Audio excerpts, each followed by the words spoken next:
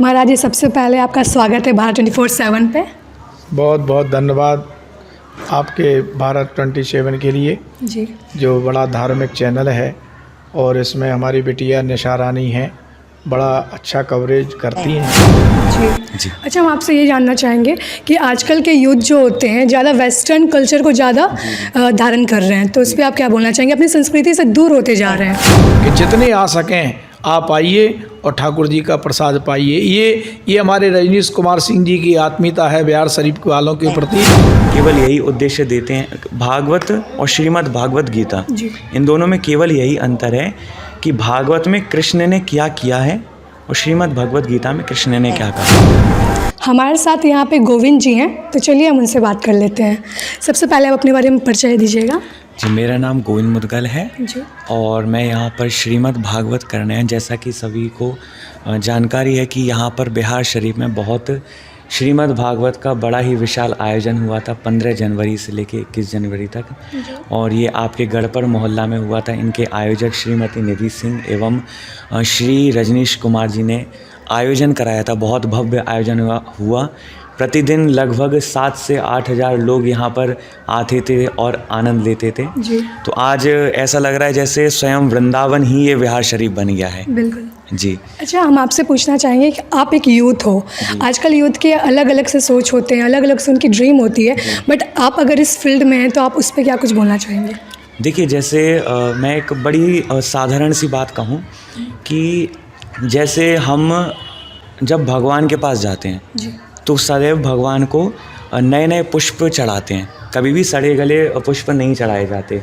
ठीक उसी प्रकार से हम ऐसा क्यों सोचते हैं कि जब हम बूढ़े हो जाएंगे तब जाकर भगवान को अपने आप को समर्पित करेंगे। तो और भागवत में वर्णन है कि जो कुमार अवस्था होती है, कि जो बाल्य अवस्था होती है, उसमें हमारा जो मस्तिष्क होता है वैज्ञानिक रूप से सबसे ज़्यादा डेवलप्ड उस समय रहता है वो, और उस समय जो इस मस्तिष्क में आ जाता है वही आपके जीवन पर्यंत तक रहता है। तो अपने आप को जब वो बुढ़ापे की ओर कर देंगे तो हमारा ना शरीर काम करेगा, ना मन काम करेगा, ना बुद्धि करेगी, ना ये जिह्वा काम करेगी, बल्कि हमें अपनी कुमार अवस्था में ही समर्पित कर देना चाहिए, जिससे हम वह सारी क्रिया पहले ही पूर्ण कर लें। जी, क्योंकि जैसे हमने बचपन से भी सुना, अभी भी हम घर पे ऐसा सुनते आ रहे हैं कि अभी से पूजा पाठ करना है तो बुढ़ापे में क्या करोगी, अभी खेलने कूदने का उम्र है, जॉब करने का उम्र है, तो इस पे आप क्या कहना चाहेंगे? देखिए, जैसे बड़ी ही साधारण सी मैं कथा में भी उदाहरण दिया था इस बात का कि जैसे एक परिवार में 4 लोग हैं, एक पति पत्नी 2 बच्चे। तो अगर हमारे जीवन में उन 2 दंपति के जीवन में एक तीसरा बच्चा आ जाए तो उससे क्या हम ये कहेंगे कि हम तुम्हें केवल 2 घंटे लाड़ दुलार करेंगे, उसके अलावा तुम्हें जो करना है वो करो? नहीं। वो लोग उसे 24 घंटे बल्कि जीवन पर्यंत जब तक उनकी सांस चलेगी तब तक उन्हें लाड़ दुलार करेंगे। ठीक उसी प्रकार ये भक्ति है, एक प्रेम स्वरूप भक्ति होती है। भक्ति का अर्थ ही प्रेम होता है। भक्ति का अर्थ ये नहीं होता कि 4 बार आप अगरबत्ती घुमा दें या फिर पूजा अर्चना कर लें, बल्कि भक्ति का अर्थ होता है कि अपने मन को समर्पित कर देना प्रभु के चरणों में। इसीलिए जॉब कर रहे हैं, बहुत अच्छी बात है, पैसा कमा रहे हैं, बहुत अच्छी बात है, और मैं तो कहता हूँ कि आप इतने ऊंचे बन जाओ कि बहुत धन कमा लो। सीधी सिंपल सी बात है, बहुत धन कमा लो, लेकिन उस धन कमाने के साथ साथ प्रभु का स्मरण करते हुए चलो। जी। अच्छा, हम आपसे ये जानना चाहेंगे कि आजकल के यूथ जो होते हैं ज़्यादा वेस्टर्न कल्चर को ज़्यादा धारण कर रहे हैं, तो इस पर आप क्या बोलना चाहेंगे? अपनी संस्कृति से दूर होते जा रहे हैं।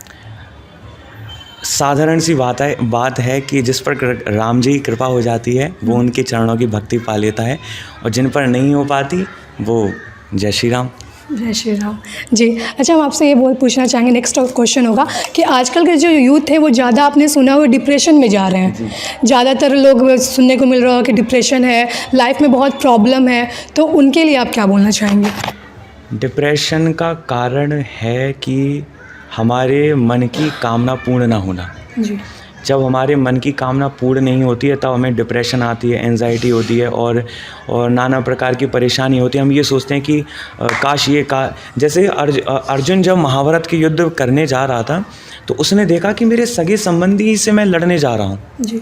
वो एकदम डिप्रेस हो गया कि मैं प्रभु क्या करूँ यहाँ पर, कि मेरे सगे संबंधी हैं, मेरे गुरुजन हैं, भाई बंधु सब हैं, मैं क्या करूं, मैं लड़ नहीं सकता। लेकिन ठाकुर जी ने उस समय कहा, देखो अर्जुन, तुम इसके बारे में मत सोचो कि तुम किससे लड़ रहे हो, बल्कि तुम्हारा कर्म ही तुम्हारा युद्ध है। ठाकुर जी ने यहाँ पर उपदेश दिया है कि तुम युद्ध करो, अपना कर्म करो, फल की चिंता मत करो, क्योंकि अगर फल की चिंता रही तो कामना बढ़ेगी, और कामना बढ़ी तो डिप्रेशन आ जाएगा। तो इसलिए भागवत गीता, श्रीमद् भागवत केवल यही उद्देश्य देते हैं। भागवत और श्रीमद् भागवत गीता, इन दोनों में केवल यही अंतर है कि भागवत में कृष्ण ने क्या किया है और श्रीमद् भगवत गीता में कृष्ण ने क्या कहा है। तो मोटिवेशनल और डिप्रेशन नहीं जाना है तो एक बार श्रीमद् भगवत गीता सुननी चाहिए, और अपने आप को समर्पित कैसे करना है उसके लिए श्रीमद् भागवत सुननी चाहिए। जी। अच्छा, आजकल की जो युवा पीढ़ी है वो कौन से गुण धारण करे जिनसे वो सफलता को प्राप्त कर सके? कौन से गुण धारण करें? कौन से गुण? जी, गुण धारण करें। देखिए, दो प्रकार हैं कि आप बहुत मेहनत करिए, अपने कर्म को छोटा मत समझिए, क्योंकि छोटा हो चाहे बड़ा हो सब बराबर होता है, बल्कि जो कार्य बड़े स्वरूप में आप देखना चाहते हैं तो वो कहीं ना कहीं छोटे छोटे स्वरूप से किया जाता है। जैसे हमने शुरुआती कथा करी थी, तो शायद मुझे लगता है कि 4-5 कथा मैंने शुरुआत में जब शुरुआत की तो लोगों के उल्हाने मैंने सुने कि ये क्या कथा करेंगे, ये कैसी कथा करेंगे, और कथा करने के बाद भी अभी वो गले में दम नहीं है, वो शब्दों में दम नहीं है, लेकिन वो धीरे धीरे करते करते करते करते आज ऐसा स्वरूप आ गया है कि आज लोग सुनने के लिए, प्रेम से बोलो जय श्री राम। खैर क्योंकि अपनी तारीफ़ नहीं करना चाहते, लेकिन आज ठाकुर जी की ऐसी कृपा है कि लोग सुनना चाहते हैं और बहुत प्रेम से सुन रहे हैं, जैसा कि आपने देखा ही कि बहुत प्रेम से सुने, बहुत काफ़ी भारी मात्रा में यहाँ रोज़ भीड़ होती थी सुनने के लिए। तो वास्तव में ठाकुर जी की ही कृपा है ये। जी। अपने मन से कार्य करें और फल की चिंता ना करते हुए बस धीरे धीरे करते चलें, धीरे धीरे धीरे करके वो बहुत बड़ा स्वरूप ले लेता है और तब उसको आपका फल मिलता है। अच्छा, टेक्निकल रूप में अगर मैं बताऊँ तो आपने कंपाउंडिंग जिसे कहते हैं, मल्टीप्लाई धीरे धीरे होता है, तो कंपाउंडिंग करते करते वो सफलता अपने आप मिलती है धीरे धीरे। जी। अच्छा, हम आपसे ये पूछना चाहेंगे कि श्रीमद् भागवत कथा कितना महत्वपूर्ण है लोगों के लिए? श्रीमद् भागवत कथा के अगर अलग जाकर पद्म पुराण में ऐसा वर्णन है कि जन्मांतरे भवेत् पुण्यम तदा भागवतम लगेत, यानी एक जन्म के नहीं बल्कि जन्मों जन्मों के पुण्य अर्जित होते हैं तब हमें श्री कृष्ण कथा या श्रीमद् भागवत कथा सुनने का मौका मिलता है। तो इम्पोर्टेंट तो इधर से ही पता लग जाता है कि एक जन्म नहीं बल्कि अन्य जन्मों के पुण्य यहाँ पर अर्जित हुए होंगे, तब जाकर सभी श्रोतागण यहाँ पर विराजमान होकर श्रीमद् भागवत सुनने हैं। नहीं तो इस शहर में शायद लाखों लोग होंगे, करोड़ों लोग होंगे, इधर से निकल जाते होंगे लेकिन सुन नहीं पाते होंगे, लेकिन जिन पर कृपा होगी, जिनके पुण्य अर्जित हुए होंगे, तो उन्होंने श्रीमद् भागवत कथा यहाँ पर नित्य प्रति 7 दिन सुनी। हम आपसे अब ये जानना चाहें कि आप बिहार पहली बार आए हैं तो आपका एक्सपीरियंस कैसा रहा यहाँ का? अगर सच बताएं तो अभी तक का हमारा सबसे ज़्यादा अच्छा यहाँ का एक्सपीरियंस लगा। क्यों? कि हमने देखा था कि जहाँ पर ज़्यादा भीड़ होती है वहाँ पर हमें मतलब जो तत्व सुनने वाले श्रोता होते हैं वो नहीं मिलते, और जहाँ पर तत्व सुनने वाले श्रोता मिलते हैं वहाँ पर भीड़ नहीं मिलती। लेकिन जब हम यहाँ पर आए तो यहाँ पर भीड़ भी बहुत हो रही है और उन श्रोताओं में ये गुण भी है कि वह तत्व ही सुनना चाहते हैं। लोग कहते हैं कि केवल भजन चलाते रहिए श्रीमद् भागवत कथा हो जाएगी, लेकिन हमने मुश्किल से शायद श्रीमद् भागवत कथा में ज़्यादा से ज़्यादा 3 भजन गाए होंगे और संपूर्ण भागवत ही इस कथा में चली है, और इन केवल कथा सुनकर ये बहुत प्रसन्न हो रहे थे श्रोता। इस बात की हमें बहुत प्रसन्नता है कि ऐसे श्रोता हमें आपके शहर में मिले। जी, धन्यवाद महाराज जी। सबसे पहले आपका स्वागत है भारत 24/7 पे। बहुत बहुत धन्यवाद आपके भारत 27 के लिए जी, जो बड़ा धार्मिक चैनल है, और इसमें हमारी बिटिया निशा रानी हैं, बड़ा अच्छा कवरेज करती हैं, तो मैं आपको बहुत बहुत धन्यवाद साधुवाद देना चाहता हूँ। जी। अच्छा, हम आपसे जानना चाहेंगे कि बिहार आप पहली बार आए हैं इस बार? नहीं, ऐसा नहीं है। अच्छा। हम बिहार 2011 में आए थे और संस्कार टीवी चैनल के माध्यम से मेरी लाइव कथा इसी से आगे श्री मनीष कुमार सिंह जी, श्रीमती अन्नू सिंह ने संस्कार चैनल पर लाइव कथा करवाई थी, और एक हमारा जो है कल्याणम करोति सेवा संस्थान, एक बहुत अच्छा संस्थान है जो विकलांगों की सेवा करते। तो मैंने यहाँ बहुत सारी साइकिलें अपाहिजों को बांटी थी, उनके लिए कृत्रिमंग बांटे थे, बहुत सेवा उस समय हमने करी थी। और जो आपने देखा होगा कि कई विकलांग भाई बंधु हैं जो साइकिलें लेकर के चलते हैं, उसके पीछे मेरा नाम श्री राम मुदगल शास्त्री भेंटकर्ता में लिखा हुआ था जी। तो ये हमारा दूसरी तीसरी बार आगमन है। अच्छा, आपके दूसरा। अच्छा, ये बताइएगा कि आप एक सप्ताह से श्रीमद् भागवत गीता कर रहे थे, तो यहाँ पे आपको कैसा लगा? आप क्या कुछ कहना चाहेंगे यहाँ के वासियों के लिए, यहाँ के लोग के लिए?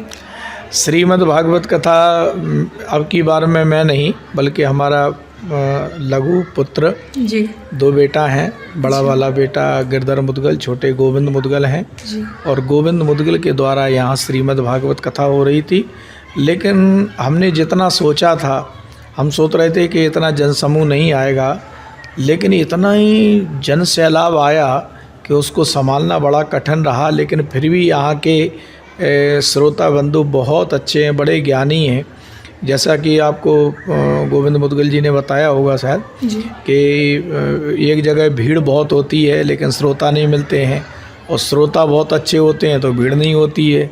लेकिन यहाँ दोनों चीज़ें मिली हैं, श्रोता भी बहुत अच्छे थे और भीड़ भी काफ़ी मात्रा में थी। जी जी जी जी। यहाँ पे लोगों ने बहुत बढ़ चढ़ कर हिस्सा लिया है इस बार। जितनी आशा नहीं थी उससे कई गुना यहाँ पब्लिक आई है जी।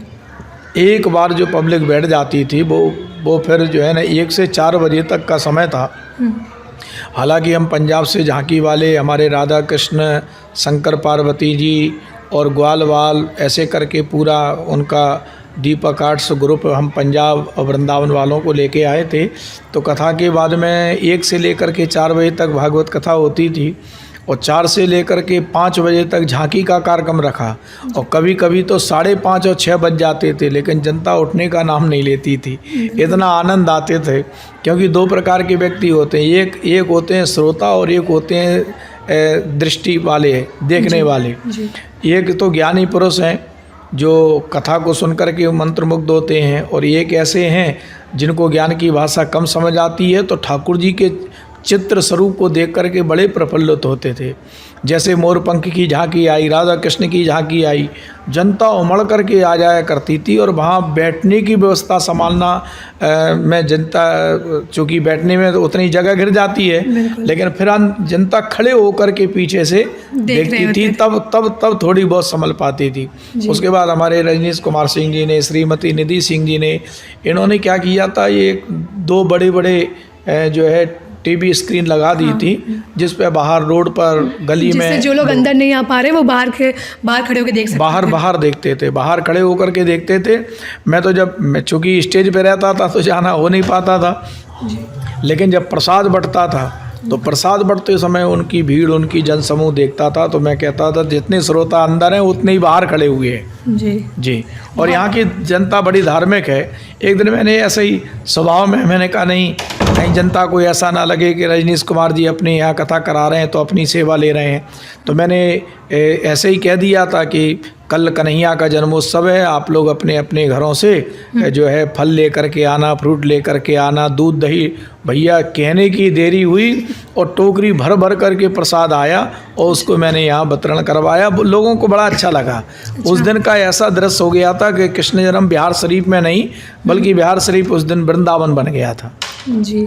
अच्छा, आज भव्य भंडारे का आयोजन किया गया है, तो उस पर आप क्या कहना चाहेंगे? ये हमारे श्री रजनीश कुमार जी और श्रीमती निधि सिंह के मन में एक भाव था कि जनता जनार्दन ने, भक्तों ने इतना प्रेम स्नेह दिया चुनाव के पीरियड में इनको, तो इनके मन में था कि हम एक बार अपनी जनता को, पूरी जो हमारी आत्मीय जनता है जिसने हमें इतना बड़ा सपोर्ट किया है, इतने ऊंचे तक राजनीति क्षेत्र में लेकर के आए हैं, तो बिहार शरीफ को धन्यवाद देना चाहते थे। तो फिर भाव आया कि भाई हमें भोजन कराएंगे, बुलाएंगे, इससे बढ़िया है ठाकुर जी का भंडारा क्यों ना खिलाया जाए। तो श्रीमद् भागवत कथा भी हो गई, सुंदर लीला भी हो गई, और आज विशाल भंडारा हो गया है। और भंडारा 1 आध 2 4 10 हज़ार आदमियों का तो यह नहीं है, हजारों आदमियों का भंडारा है। और अनाउंसमेंट कर दिया है कि जितने आ सकें आप आइए और ठाकुर जी का प्रसाद पाइए। ये हमारे रजनीश कुमार सिंह जी की आत्मीयता है बिहार शरीफ वालों के प्रति, जिनको बुला करके वो चाहते हैं कि आप लोगों ने मुझे सेवा का अवसर दिया और अनुग्रहित किया उनके लिए। अंत में आप जितने भी दर्शक देख रहे हैं, आप उनसे क्या कुछ कहना चाहेंगे? भैया बिहार शरीफ की जनता, बहुत बहुत धन्यवाद आप लोगों के लिए। भैया इतना प्रेम, इतना स्नेह, इतना धार्मिक आपने हमें प्रेम दिया है। बस मेरा एक संदेशा है कि आप धर्म को कभी नहीं छोड़ना। आपत्ति आती है, विपत्ति आती है, लेकिन धर्म जब तुम्हारे संग रहता है तो धर्म तुम्हारी रक्षा करता है।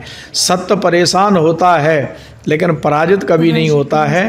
और गोविंद मैया के लिए हमारे बिहार शरीफ के गढ़पुर मोहल्ला के चिरपरिचित आप लोगों के हमारे परम वंदनीय श्री श्याम नंदन जी सिंह जी की स्मृति में उनके सुपुत्र श्री ढप्पू सिंह जी श्रीमद् भागवत कथा करा रहे हैं, जो 22 दिसंबर से लेकर के 28 दिसंबर तक कार्यक्रम होगा।